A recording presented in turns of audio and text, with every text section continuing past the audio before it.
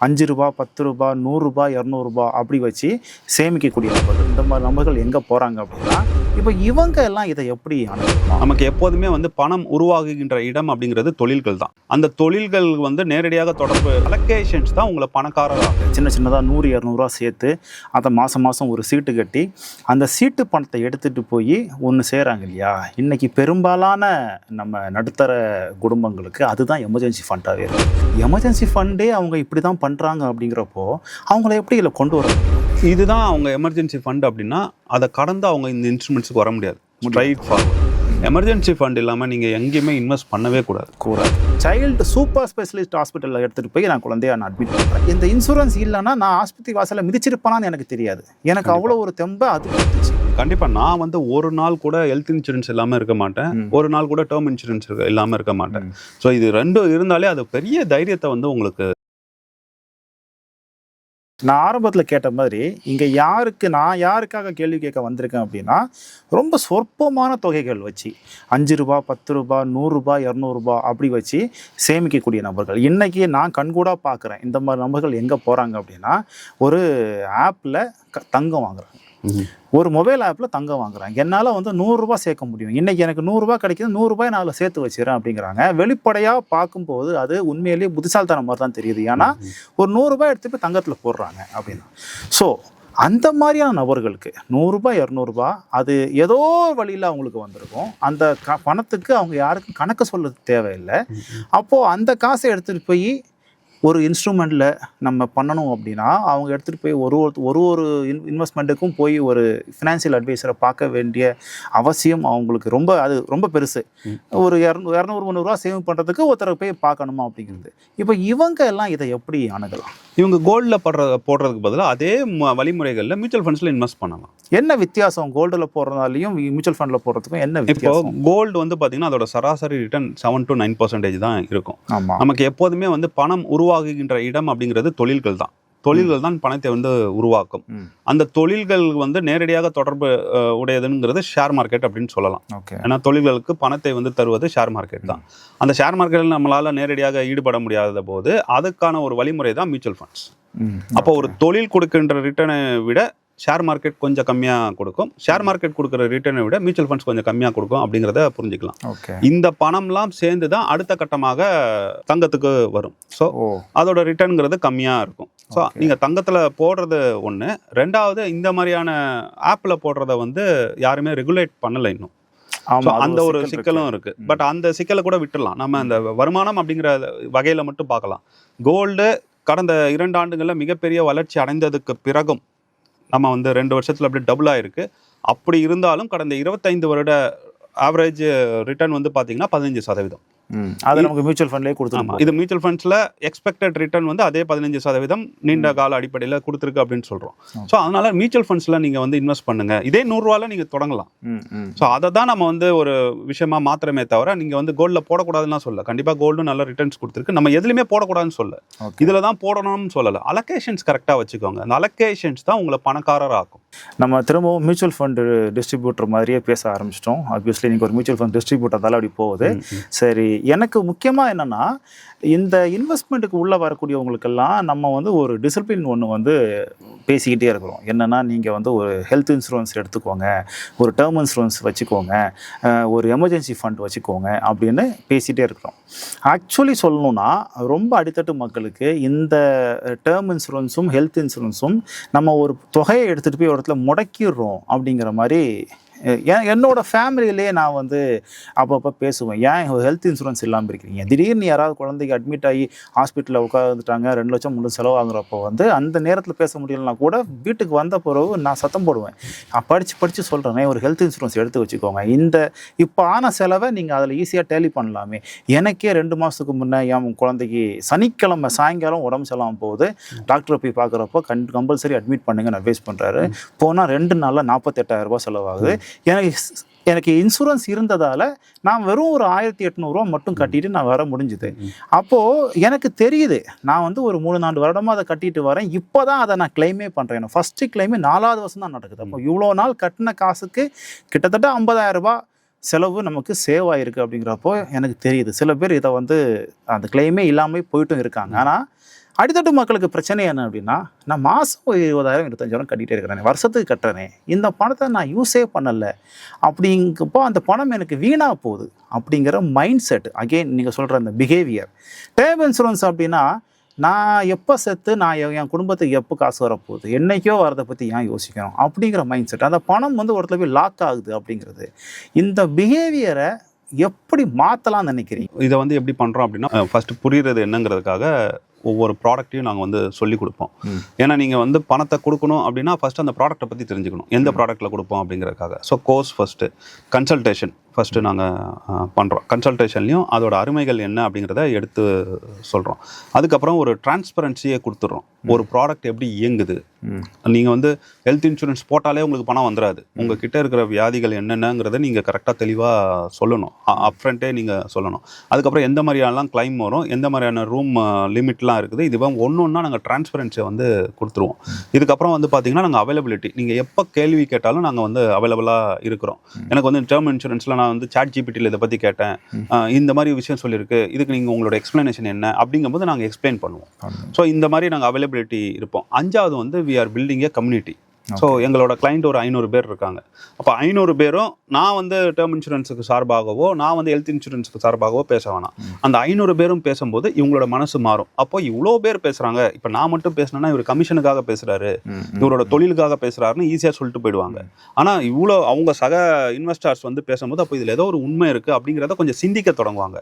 அப்படியும் நிறைய பேர் போடாமல் இருக்காங்க. அதற்கு காரணம் நமக்கு பணத்தின் மேல் அதிக அளவு பற்று இருக்குது. அந்த பற்று நம்ம பணத்தை விட்டு போகக்கூடாது அப்படின்னு நம்ம நினைக்கிறோம். ஒன்றுமே இல்லை, ஒரு 2 கிலோமீட்டரில் நம்ம ஆட்டோவில் போகணும், 150 ரூபா கேட்டோம் அப்படின்னா 2 கிலோமீட்டர் தானே, நான் நடந்தே போயிடுவேன்னு சொல்லி போகிற ஆட்கள் தான் நாம. ஸோ அப்படிப்பட்ட நிலைமையில் நாம் இந்த பணம் கொடுத்தோம் அப்படின்னா திருப்பியே வராது. அப்படிங்கும்போது வராமல் இருக்கிறது நல்லது. அது டேர்ம் இன்சூரன்ஸ் ஆகட்டும், ஹெல்த் இன்சூரன்ஸ் ஆகட்டும், நம்மக்கிட்ட வராமல் இருக்கிறது நல்லது. மக்களால் அதை ஏற்றுக்கொள்ள முடியல. நாங்கள் நிறைய பேர்கிட்ட போராட வேண்டியதாக இருக்குது. ஏன்னா அவங்க சில பேர் 85 வயசு வரைக்கும் நான் போடுறேன், 100 வயசு வரைக்கும் போடுறேன், எனக்கு எப்படினாலும் பணம் வந்துடல அப்படிங்கிறாங்க. ஓகே. பட் அதில் இருக்க சிக்கல் என்னன்னா, நிறைய ப்ரீமியம் கட்டுவீங்க. அப்படி கட்டும் போது என்ன ஆகும்னா, அந்த தொகையை நீங்கள் ஒரு 15% கொடுக்குற ரிட்டர்ன்ஸில் போட்டு வச்சிங்க அப்படின்னா உங்களுக்கு 15 லட்சம் 20 லட்சம் அதிகமாக கிடைக்கும். இந்த கான்செப்ட்லாம் தான் சொல்லி கொடுக்கறதுக்கு முயற்சி பண்ணுறோம். புரிந்து கொண்டவர்கள் மிக சிறப்பாகவே மாற்றம் அடைஞ்சிட்டு வராங்கன்னு சொல்லலாம். நிறைய பேருக்கு கிட்டத்தட்ட ஒரு 100 பேர் 150 பேருக்கு டேர்ம் இன்சூரன்ஸ் எடுத்து கொடுத்துருக்கோம். அதுக்கு மேலே ஹெல்த் இன்சூரன்ஸ் எடுத்து கொடுத்துருக்கோம். ஹெல்த் இன்சூரன்ஸ் நிறைய பேருக்கு கார்பரேட்டில் கொடுத்துருப்பாங்க. பட் அது பத்தாது, ப்ளஸ் தனியாகவும் ஒன்று எடுத்து வச்சுக்கணும். ஏன்னா என்னைக்கு வேலை போகும்னு தெரியாது. அன்னைக்கு வேலைக்கு போகும்போது உங்களுக்கு ஏதாவது ஒரு டிசீஸ்க்கு வெயிட்டிங் பீரியட் இருந்தது அப்படின்னா நீங்கள் 2 வருஷம் கவரேஜ் இல்லாமல் இருக்கிறீங்க. ஸோ இந்த மாதிரியான விஷயங்கள்லாம் சொல்லும் போது நம்ம கிட்ட தினமும் ஒரு இன்சூரன்ஸாவது யாராவது போட்டுக்கிட்டே இருக்கிறாங்க. ஸோ மாற்றம் அடைஞ்சிட்டு வராங்க. இப்படி தான் நாங்கள் மாற்றிட்டு வரோம். ஓகே, மாற்றம் நடந்து கொண்டு இருக்குது. ஓகே, நல்ல விஷயம். ஆனால் இங்கே சேவிங்ஸு இன்வெஸ்ட்மெண்ட்டுன்னு பேசும்போது நீங்கள் இன்சூரன்ஸுக்கு அடுத்தபடியாக வைக்கிற ஒரு விஷயம் எமர்ஜென்சி ஃபண்ட். நான் ஏற்கனவே சொன்னோம் இல்லையா, ஒரு சின்னதாக 100-200 சேர்த்து அதை மாதம் ஒரு சீட்டு கட்டி அந்த சீட்டு பணத்தை எடுத்துகிட்டு போய் ஒன்று செய்கிறாங்க இல்லையா. இன்றைக்கி பெரும்பாலான நம்ம நடுத்தர குடும்பங்களுக்கு அதுதான் எமர்ஜென்சி ஃபண்டாகவே இருக்குது.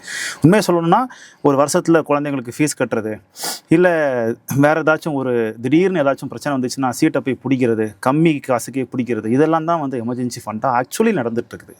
அப்போ அந்த மாதிரி மக்களை இந்த இன்ஸ்ட்ருமெண்ட்டுக்குள்ளே கொண்டு நீங்கள் சொல்லும்போது எனக்கு ஒரு விஷயம் புரியுது. இந்த மாதிரியான இன்ஸ்ட்ருமெண்ட் தான் அதிக பணத்தை உருவாக்கி கொடுக்கும் அப்படின்னு புரியுது. ஆப்வியஸ்லி எனக்கு ஒரு பெரிய ஆசையும் உருவாகுது, இந்த மாதிரி அடித்தட்டு மக்களை இதுக்குள்ளே கொண்டு வரணும்னு ஆசையாக இருக்குது. ஆனால் எமர்ஜென்சி ஃபண்டே அவங்க இப்படி தான் பண்ணுறாங்க. அப்படிங்கிறப்போ அவங்கள எப்படி இதில் கொண்டு வர முடியும்? எப்படி அந்த எமர்ஜென்சி ஃபண்டை அவங்கள எப்படி மேனேஜ் பண்ண வைக்கிறது? இதுதான் அவங்க எமர்ஜென்சி ஃபண்ட் அப்படின்னா அதை கடந்து அவங்க இந்த இன்ஸ்ட்ருமெண்ட்ஸுக்கு வர முடியாது. Straight forward. ஏன்னா ஃபர்ஸ்ட் எமர்ஜென்சி ஃபண்டு தான். எமர்ஜென்சி ஃபண்ட் இல்லாமல் நீங்கள் எங்கேயுமே இன்வெஸ்ட் பண்ணவே கூடாது. ஸோ எமர்ஜென்சி ஃபண்டுனா என்ன அப்படின்னா, நம்மளுடைய மாத செலவு. அந்த மாத செலவு எப்படி கணக்கிடணும் அப்படின்னா, நம்ம மாதந்தோறும் கொடுக்கின்ற வாடகை, மளிகை சாமான்கள், அது ப்ளஸ் ஸ்கூல் எக்ஸ்பென்சஸ், அது வருஷந்தோறும் இல்லை குவார்ட்டர்லியே பண்ணுவோம். அதை 12ஆல் வகுத்து மாதமாக மாற்றிக்கணும். ஸோ இப்படி இந்த 2 செலவையும் நீங்கள் கணக்கெடுத்துட்டிங்கன்னா ஒரு தொகை வரும். அதில் மல்டிப்ளை பை 6 போடுங்க, இல்லை 12 போடுங்க, 2 போடலாம்.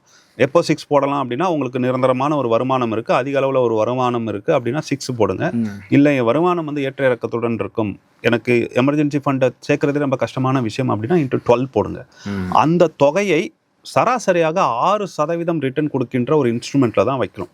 ஓகே, அதை லிக்விட்னு சொல்லுவோம், அதில் தான் வைக்கணும். இவங்க அதில் வைக்கலாம். இந்த சீட்டு கட்டி போடுறதை விட வைக்கலாம். பாதுகாப்பான, ரொம்ப பாதுகாப்பானது.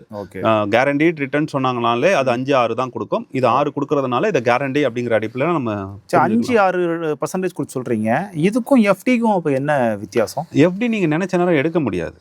இதை எடுக்கலாம், நீங்க எப்போ வேணா எடுக்கலாம். இன்னைக்கு போட்டீங்கன்னா லிக்விட் ஃபண்ட்ஸ்னா ஒரு வாரம் கழிச்சு எப்போ வேணா எடுக்கலாம். இதுல ஓவர் நைட் ஃபண்ட்ஸ்னு இருக்கு. அதுல இன்னைக்கு போட்டீங்கன்னா நாளைக்கு கூட எடுக்கலாம். அந்த ஒரு நாளைக்கு உங்களுக்கு வட்டி கிடைக்கும். ரொம்ப கம்மியா இருக்கும். ஆமா, கம்மியா தான் இருக்கும். இப்போ நீங்க 6% பாதுகாப்பா இருக்கும். ஆமா, பாதுகாப்பா இருக்கும். 6% ரிட்டர்ன் சொன்னாலுமே இன்னைக்கு போட்டுட்டு அடுத்த வாரம் எடுத்துட்டு எனக்கு என்ன 6% வரணும்னு கேட்கக்கூடாது. அந்த 7 நாளைக்கு 6% கணக்கு போட்டு கொடுப்பாங்க. ஆனா அதுதான் கணக்கு, ஒரு வருட கணக்கு அப்படிங்கிறது 6% வச்சுக்கோங்க. ஸோ இந்த இதுல தான் அவங்க ஃபர்ஸ்ட் சேர்க்கணும். இதுக்கு மாற்றாக தான் அவங்க வந்து சீட்டு கட்டி சேர்த்துட்டு வராங்க. அதுலயும் காரணம் இல்லாமல் இல்லை. ஏன்னா நீங்க சீட்டு கட்டும் போது எடுக்கணும்னா எடுக்கலாம், அவசர தேவைக்கு பல்கா எடுக்கலாம். ஸோ அது ஒரு வழிமுறை. ஆனா அந்த வழிமுறை வந்து நமக்கு ஒரு பெயின்ஃபுல்லான ஒரு எஃபெக்ட் கொடுக்கும். ஆனா அதை தவிர்க்க முடியாது. பணம் இல்லாமல் அந்த அந்த குறுகிய தொகையே வந்து சேர்க்கறதுக்கு கஷ்டப்படுபவர்களுக்கு இந்த சீட்டு கட்டுறது ஒரு அருமையான ஒரு விஷயம் தான். ஆனா அதை தவிர்ப்பது நல்லது, இயன்றவர்களால் தடுப்பது நல்லது அப்படின்னு நம்ம சொல்லிட்டு வரோம். இவர்கள் இதை தாண்டி இந்த மாதிரியான இன்ஸ்ட்ருமெண்ட்ஸ் அட்லீஸ்ட் இந்த லிக்விட் ஃபண்ட்ஸுக்காவது வரலாம், தப்பு கிடையாது, வரலாம். இந்த சீட்டு கட்டை விட்டுட்டு அதை தாண்டி அடுத்த கட்டத்துக்கு போறதுக்கு வாய்ப்பு இல்லை. நீங்க சொல்றது பார்த்தா ஒரு கையில மொபைல் வச்சிருக்க எல்லாருமே இந்த லிக்விட் ஃபண்டுக்கு தாராளமா வரலாம். உங்களுக்கு இருக்க சின்ன சின்ன தொகைகளை கூட நீங்க அதுல போட்டு வச்சுக்கோங்க அப்படிங்கிறீங்க. ஆமா, இதுல போட்டு இதை ஃபில் பண்ணதுக்கு அப்புறம் தான் நீங்க அடுத்த இன்ஸ்ட்ருமெண்ட்ஸ்க்கு வரணும். இல்ல எனக்கு ரொம்ப ஆசையா இருக்கு, அது நியாயமான ஆசை கூட. ஏன்னா பெரிய அளவுல நம்ம வந்து ரிட்டர்ன்ஸ் எடுக்கணும் அப்படிங்கிறது நம்மளுடைய குறிக்கோளாக இருக்கும்போது ஒரு குறிப்பிட்ட தொகை, ஒரு 1000-2000 இருக்கிற கஷ்டத்துல ஒரு கஷ்டமா நான் நினைச்சு நான் கொடுத்துட்டு இன்வெஸ்ட் பண்ணிடுறேன் அப்படின்னு சொல்லி கொண்டு வரலாமே தவிர, சிஸ்டமேட்டிக்காக நம்ம அலோகேஷன்ஸ் பார்க்கும்போது அவர்கள் இந்த லிக்விடை தாண்டி மற்ற இன்ஸ்ட்ருமெண்ட்ஸுக்கு வருவதற்கான எந்த ஒரு நியாயமும் இல்லை. சரி, ஓகே. இப்போ நீங்க ஒரு ஃபினான்ஷியல் எக்ஸ்பர்ட்டா இன்னைக்கு இருக்கிறீங்க. உங்களுடைய ஆரம்ப கால இன்வெஸ்ட்மெண்ட் அல்லது சேவிங்ஸ் எதுனாலும் ஓகே, பணத்தை முதல்ல கையில் பார்க்கும்போது அந்த பணத்தை பெருக்கிறதுக்கு நீங்க செஞ்ச வழிமுறைகள் என்னன்னு சொல்ல முடியுமா? 2004 நான் வேலைக்கு போறேன். என்னோட மாச சம்பளம் வந்து 3500 ரூபாய். நான் வேலைக்கு போன இடம் வந்து என்னன்னு கெஸ் பண்ணுங்க.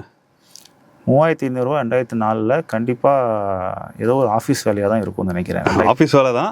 மியூச்சுவல் ஃபண்ட் இண்டஸ்ட்ரியில தான் வேலைக்கு போறேன். ஓ சூப்பர். ஸோ கேம்ஸ்ன்னு சொல்லுவாங்க, கம்ப்யூட்டர் ஏஜ் மேனேஜ்மெண்ட் சிஸ்டம்னு. அவங்க வந்து register of mutual funds. Okay. So என்னோட ஃபர்ஸ்ட் வேலையே அங்கே தான். உங்களுக்கு ஈஸியா போச்சு, வர காசை என்ன பண்ணணும்னு உங்களுக்கே தெரிஞ்சுட்டு போயிடும். ஆமா. ஸோ என்னன்னா நாம வந்து எம்பிஏ படிச்சிருந்தோம். நமக்கு எம்பிஏக்கான ஒரு வேலை வந்து அப்போ எனக்கு கிடைக்கல. எனக்கு இன்டர்வியூ அட்டென்ட் பண்றது ரொம்ப சிரமமா இருக்கும். ஸோ இந்த மியூச்சுவல் ஃபண்ட்ஸ் கம்பெனில தான் வந்து அந்த ரிஜிஸ்ட்ராரால வந்து ஒரு பிகாம் படிச்சிருந்தவங்க போதும் அப்படின்னாங்க. ஸோ என்னுடைய தரத்தை குறைத்து கொண்டு தான் நான் இந்த வேலைக்கு வந்தேன் அப்படின்னு சொல்லலாம். பட் இப்போ அதுதான் சோறு போடுது அப்படிங்கிறதையும் நம்ம சொல்லி ஆகணும். சில நேரங்களில் அந்த முடிவுகள் நமக்கு சாதகமாக அமைஞ்சிடும். ஸோ நான் வந்து ஃபர்ஸ்ட் போனதே வந்து 2004 ஜூன் அந்த மாதிரியான காலகட்டங்களில் எம்பிஏ முடிக்கிறதுக்கு முன்னாடி எனக்கு வேலை கிடைச்சிருச்சு. ஸோ உள்ளே போகிறேன். எங்களுக்கு ஒரு 6 மாதம் வந்து வேலையே கிடையாது, அவங்க டீச் மட்டும் தான் பண்ணாங்க. ஏன்னா அப்போதான் வந்து எஸ்பிஐ மியூச்சுவல் ஃபண்ட்ஸ் வந்து டேட்டாமேட்டிக்ஸ்னு ஒரு மும்பை கம்பெனிலேருந்து அவங்களுடைய ஆக்டிவிட்டிஸ் எல்லாமே இங்கே மாறி வருது. ஓகே. ஸோ அதனால எங்களுக்கு வந்து உட்காந்து மியூச்சுவல் ஃபண்ட்ஸ்னால் என்ன, அது எப்படி இயங்குது அப்படின்னு ஒவ்வொரு ப்ராசஸும் எங்களுக்கு வந்து சொல்லி கொடுத்தாங்க. 6 டிபார்ட்மெண்ட் இருக்கும், 6 டிபார்ட்மெண்ட்டோட ஒர்க்கும் எங்களுக்கு வந்து சொல்லி கொடுத்தாங்க அப்படின்னு சொல்லலாம். அப்போ நான் எதில் இன்வெஸ்ட் பண்ணியிருப்பேன் நீங்கள் நினைக்கிறீங்க? மியூச்சுவல் ஃபண்டில் தான் இன்வெஸ்ட் பண்ணிருக்கீங்க. அஃப்கோர்ஸ். ஸோ நான் வந்து ஆரம்பித்த ஃபர்ஸ்ட் இன்வெஸ்ட்மெண்ட்டே வந்து மியூச்சுவல் ஃபண்ட்ஸ் தான். எனக்கு 3000 ரூபா கிடைக்குதுன்னா அதில் 1000 ரூபாவை நான் வந்து மியூச்சுவல் ஃபண்ட்ஸில் இன்வெஸ்ட் பண்ணேன். அதுக்கப்புறம் ஒரு காலகட்டத்தில் அதை 10,000 ரூபாய்க்கு மாற்றினேன். சம்பளங்கள் உயர ஒரு அந்த காலத்தில் 2004 இருந்து 2008 வரைக்கும் 4 வருடத்திலேயே என்னுடைய அந்த எஸ்ஐபி அப்படிங்கிறது 10,000 ரூபாய்க்கு நான் மாற்றினேன். அப்போ இந்த மாதிரி டிஜிட்டல்லாம் கிடையாது. அப்போவே எஸ்ஐபி கான்செப்ட்லாம் இருக்கா? இருக்கு. அப்போவே இருக்கு. மாதம் உங்கள் அக்கௌண்ட்ல இருந்து போயிடும். ஸோ நான் வந்து அப்போ வெல்த் அட்வைசர்ஸ்ன்னு சொல்லிட்டு இருப்பாங்க, அவங்க கிட்ட போயிட்டு பேப்பரில் எழுதி கொடுத்து கையெழுத்து போட்டு தான் மாற்றணும். அப்படிதான் அந்த மாதிரி தான் கொடுக்கணும். என் ஃப்ரெண்டு ஒருத்தங்க அங்கே ஒர்க் பண்ணாங்க. ஸோ அவங்க மூலமாக நான் போனேன் ஒரு 4 வருஷம். ஸோ 10,000 ரூபா நான் வந்து மாதம் எஸ்ஐபி போட்டு ஒரு 3 லட்ச ரூபா வரைக்கும் எனக்கு வந்துருச்சு ஒரு 4 வருஷத்துலேயே. நல்ல ரிட்டர்ன்ஸ், கண்ணு முன்னாடியே வந்து ரிட்டர்ன்ஸ் பார்த்தேன். ஸோ இதுதான் வந்து என்னோட ஆரம்ப கட்ட இன்வெஸ்ட்மெண்ட்ஸ்.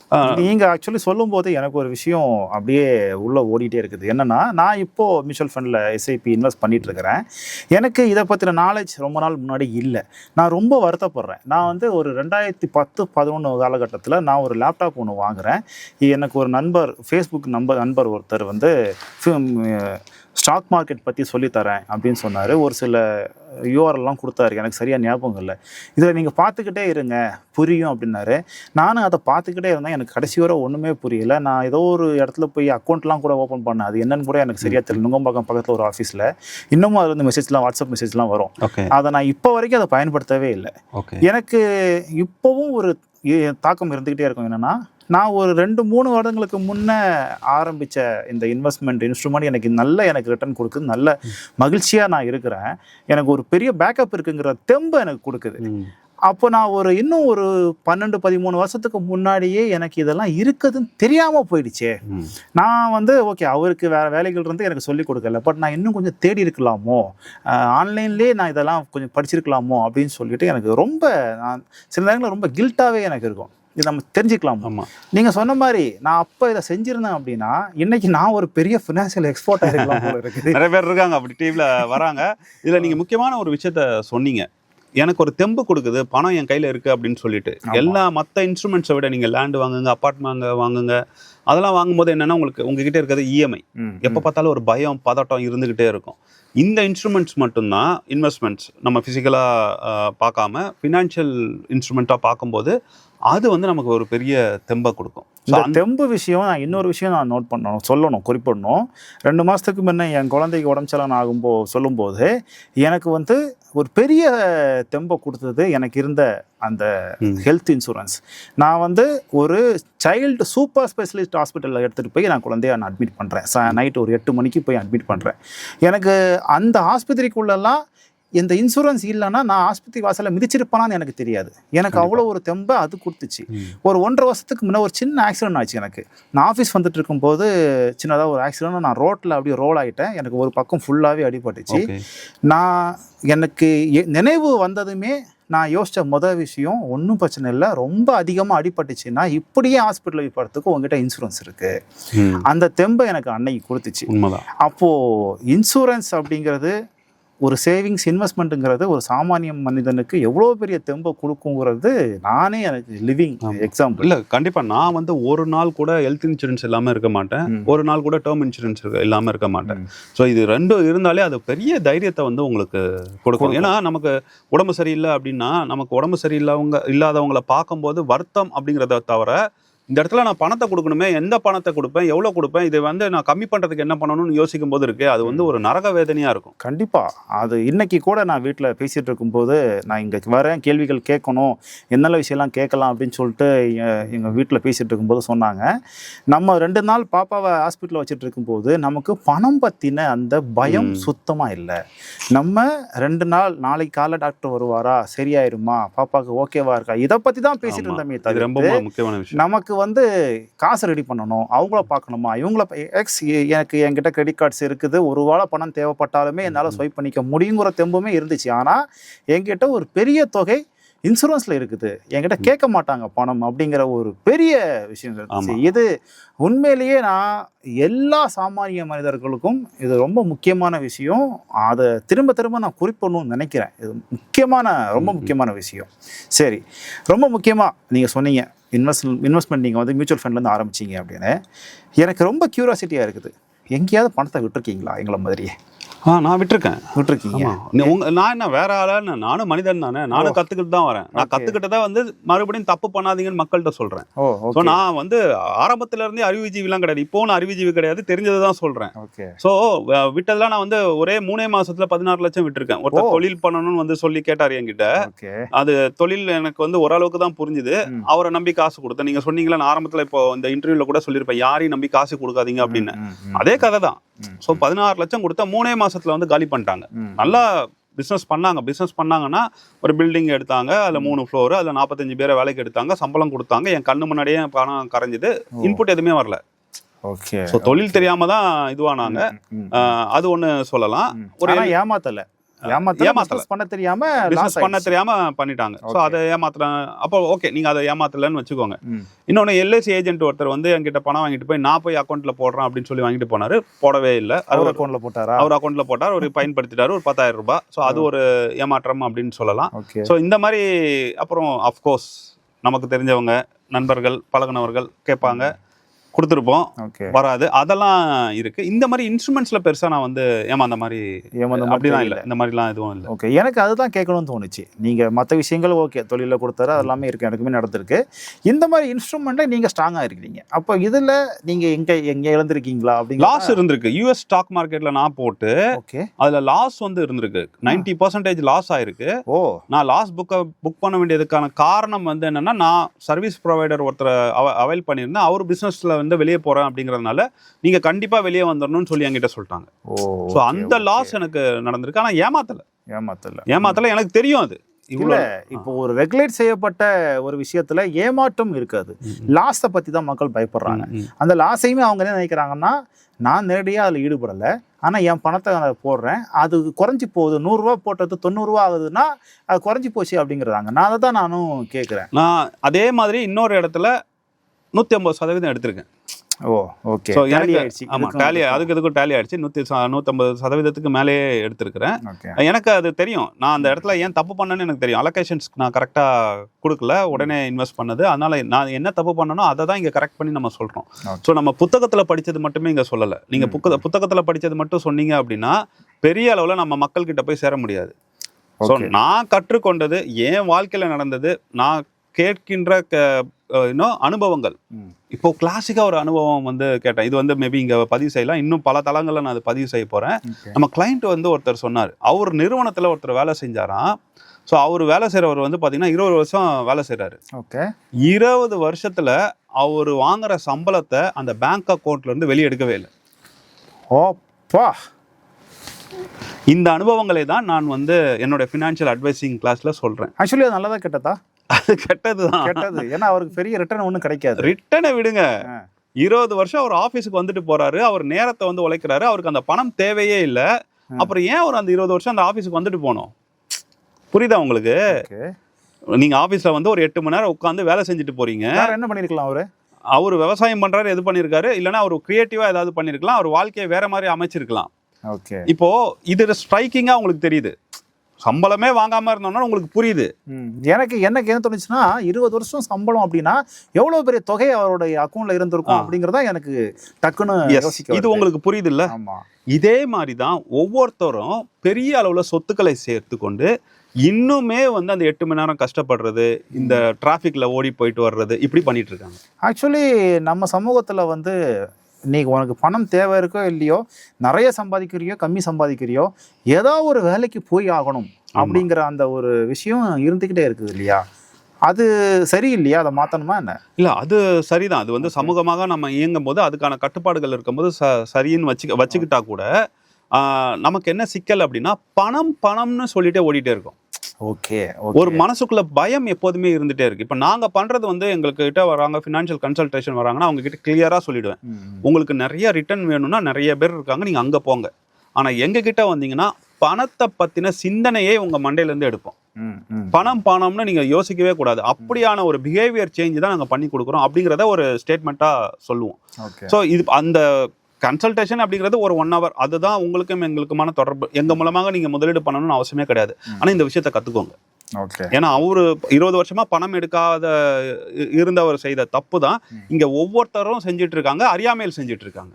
எனக்கு இன்னொரு விஷயத்தையும் தெரிஞ்சுக்கணும் அப்படின்னு தோணுது. இப்போ நீங்க உங்களுக்கு ஃபினான்ஸ்ல எங்க இன்வெஸ்ட் பண்ணணும் எல்லா விஷயமும் தெரியும், இன்ஸ்ட்ருமெண்ட்ஸை பத்தின அறிவு இருக்குது, நீங்க நிறைய பேருக்கு கற்றுக் கொடுக்குறீங்க, அவங்களும் செய்யறாங்க. ஓகே, ஆனா ஒரு வீட்டில் ஒருத்தர் இந்த மாதிரி விஷயங்களை பற்றி பேசும்போது வீட்டில் இருக்கிற மற்றவங்க வந்து எதுக்கு உனக்கு தேவையில்லாத வேலை, இருக்கிறதுலையே நம்ம நிம்மதியாக இருந்துட்டு போயிடலாமே, ஏதாவது சீட்டு போடுறியா, அதோட நிறுத்திக்க, ஒரு வேளை பணம் போயிடுச்சுன்னா நீ என்ன பண்ணுவ? ஏன்னா நம்ம ஆளுங்கள்லாம் வந்து ரொம்ப கடைசியாக நம்ம கையில் இருக்கிற காசு தான் கொண்டு இன்வெஸ்ட்மெண்ட் போடுவாங்க. இன்னும் நமக்கு தேவைக்கு மிகுதியாக இருக்கிறத கொண்டு போய் போடுறவங்கன்னா அதை பற்றி கவலை இல்லை, அவங்க ஏதோ ஒன்று பண்ணிட்டு போகிறாங்கன்னு கூட நம்ம செகண்டே வச்சுக்கலாம், அவங்களும் நல்லா இருக்கணும். பட் ரொம்ப அடித்தட்டில் நம்ம சாப்பிடாம, நிறைய செலவுகள் செய்யாமல், பயணங்கள் போகாமல், தன்னோட செலவை கட்டுப்படுத்திக்கிட்டு மிச்சம் பிடிக்கிற காசை கொண்டு போய் ஒருத்தன் இன்வெஸ்ட்மெண்ட்டில் போடும்போது குடும்பத்தில் இந்த கேள்விகள் வரும்.